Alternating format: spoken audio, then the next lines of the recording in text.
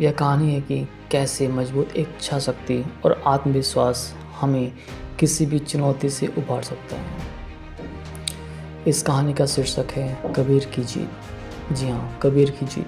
तो आइए इस कहानी को हम अच्छे से सुनते हैं। कबीर एक छोटे से गांव में रहने वाला एक साधारण सा लड़का था। वह पढ़ाई में अच्छा था, लेकिन उसका परिवार बहुत गरीब था।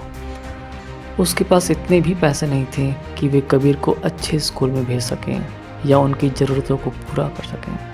लेकिन कबीर के सपने बड़े थे। वह इंजीनियर बनना चाहता था।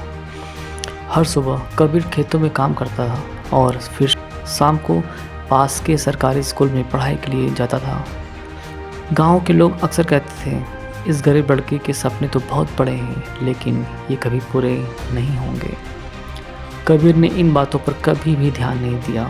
उसने ठान लिया था कि वह अपनी मेहनत और लगन से अपने सपनों को पूरा करेगा। कबीर के पास किताबें खरीदने के भी पैसे नहीं थे, तो वह गांव की लाइब्रेरी से किताबें उधार लेता था और देर रात तक पढ़ता। उसके शिक्षक उसकी लगन और मेहनत को देखकर बहुत ही हैरान थे। धीरे धीरे उसकी मेहनत रंग लाने लगी और वह अपनी कक्षा में हमेशा अव्वल आता था।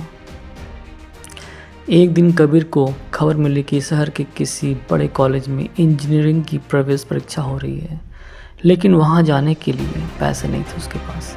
गांव वालों ने कबीर की लगन देखकर उसका हौसला बढ़ाया और कुछ पैसे इकट्ठे किए ताकि वह परीक्षा देने जा सके।